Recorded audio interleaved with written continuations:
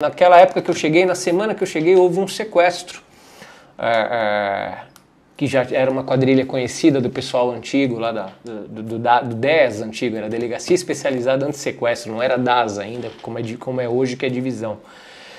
E eu sei que a grande maioria dos investigadores foram para Campinas trabalhar nesse sequestro e ficaram os 8 paraquedas, 9 comigo, com mais acho que uns 4 policiais antigos, né? E estourou um sequestro em São Paulo. E aí a turma dividida, o pessoal que tinha ido para Campinas continuou trabalhando lá, e nós começamos a investigar aqui em São Paulo, né? Logicamente, sob o comando dos delegados da época. Na época eu fui trabalhar com o Dr. Marcos Carneiro Lima, que foi, inclusive, anos depois, delegado-geral, aí, uma pessoa de grande estima, posso dizer que um dos professores que eu tive no quesito sequestro, né? Que muito bem me acolheu na época.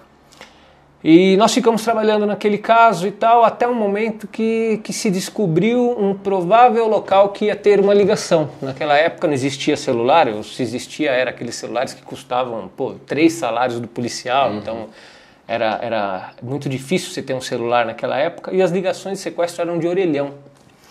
E nós descobrimos um local que possivelmente ia ter uma ligação, e naquele local nós fizemos campanas e tal. Era uma cidade, inclusive fora de São Paulo, chamada Juquitiba. Orelhão, esse pessoal mais jovem não Orelhão, sabe, a galera jovem não sabe nem o que é, depois né? dos anos 2000 não sabe. Era o telefone público, né? Saudades. E nessa situação, num determinado momento, a gente campanando de longe aquele orelhão, uma equipe grande. Chegou um carro, era um Del Rey na época, a molecada também não vai conhecer. Era um Del Rey, esse Del Rey parou do lado do orelhão e ficou ali, não fez ligação, ficou só parado. A gente achou aquela situação estranha, né?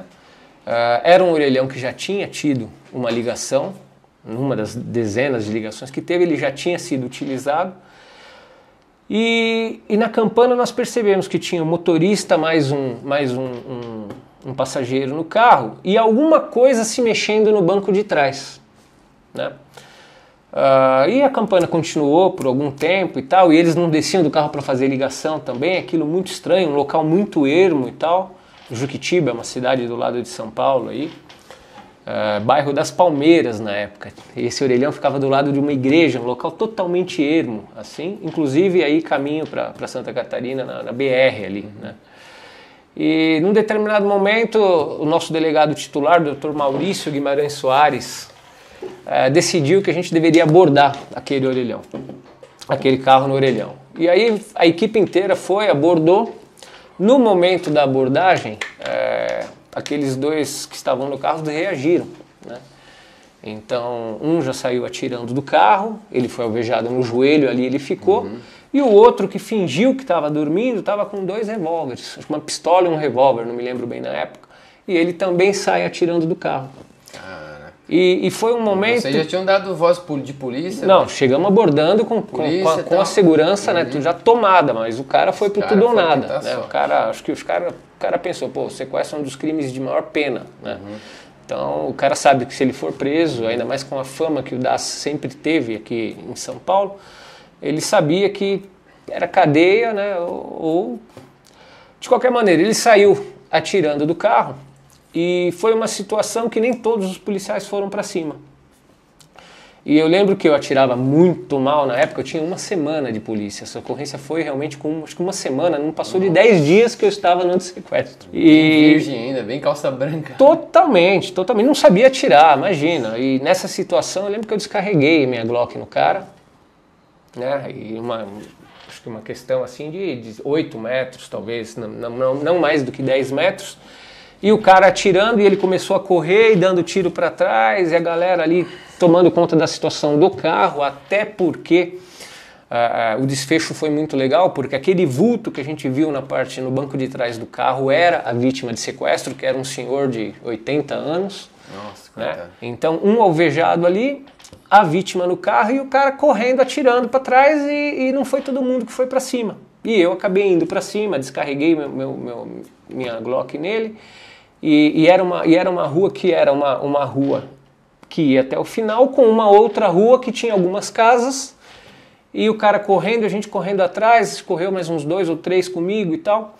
E é aquela coisa de paraquedas, né? Sem treinamento, visão de túnel, né? Indo atrás do cara e tal. Eu sei que quando eu dei por mim, eu tava com o pé no mato já entrando atrás do cara que se evadiu. Uhum. E aí o Ventania e o Cazu, o Ventania inclusive é nosso chefe hoje na divisão de sequestro, o Cazu é chefe de departamento. Eles me seguraram e falaram, não, Vini, parou, daqui não se vai, o cara já está no mato, a gente não está enxergando e tal e tudo mais. E voltamos para a situação do carro. Quando nós voltamos na situação do carro, nós vimos que tinha sangue num determinado momento que o cara chega a cair, né? Ele cai e sai catando o cavaco, então achamos o revólver, aquele espirro de sangue no local. E voltamos mais 50 metros para trás, fomos ao carro que estava a vítima, já estava todo mundo comemorando a soltura da vítima e tal. E aquele se evadiu, perfeito. Com esse que foi alvejado, esse nos levou ao cativeiro ainda, foram presos na época mais umas 4 pessoas no cativeiro, acho que 2 mulheres e 3 caras, alguma coisa assim, umas 5 pessoas. Então nós tivemos a vítima libertada, o cativeiro descoberto, as prisões e perfeito. Após o estouro do cativeiro, que ficava a alguns quilômetros dali, nós voltamos para esse local do Orelhão, encontramos a PM.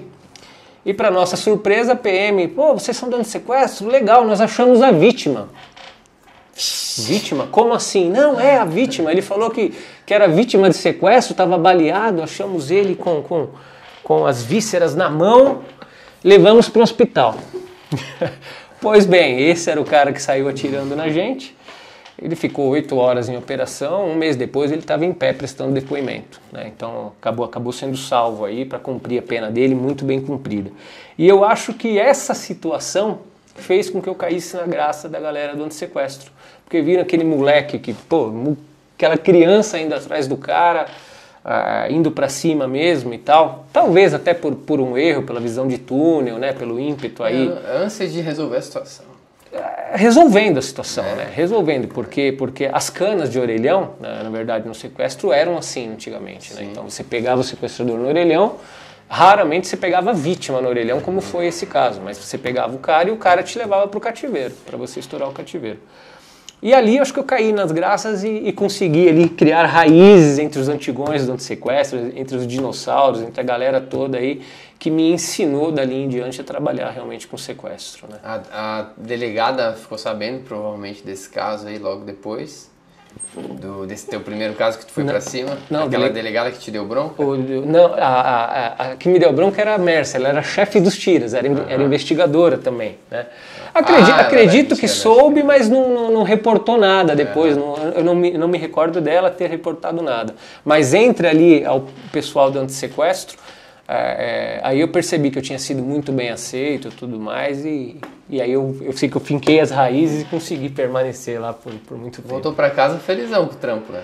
É um misto quando você salva alguém, ali foi a primeira situação, né? Foi o primeiro cativeiro, vamos dizer assim. Quando você salva alguém de sequestro, realmente é uma situação assim que, eu acho que todo policial merecia passar por isso pelo menos uma vez na vida. É uma coisa inexplicável, você chora com a família, é muito bacana realmente, é muito bacana. Que massa, cara.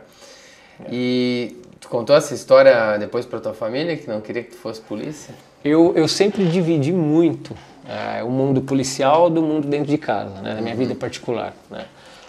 Sempre procurei não levar problema da minha vida particular para a polícia e muito menos trazer alguma coisa da polícia para dentro de casa. Eu nem poderia contar uma história dessa para minha mãe, porque senão ela me amarrava, não ia deixar eu sair no dia seguinte para trabalhar, né. Mas com o tempo a gente foi contando algumas histórias, provavelmente ela vai ver o programa, vai ficar sabendo de mais essa e tal. Mas tiveram bastantes aí, teve bastantes histórias aí.